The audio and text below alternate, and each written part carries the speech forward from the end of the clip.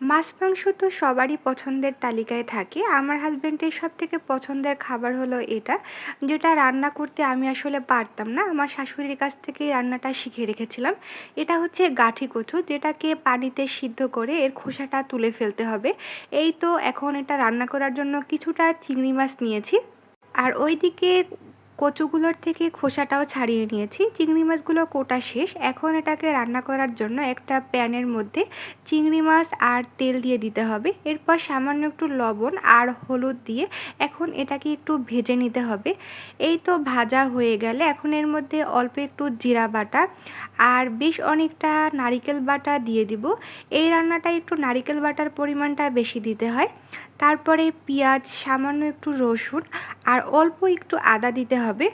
এই তো সব কিছু দিয়ে খুব সুন্দর করে কষিয়ে নিতে হবে।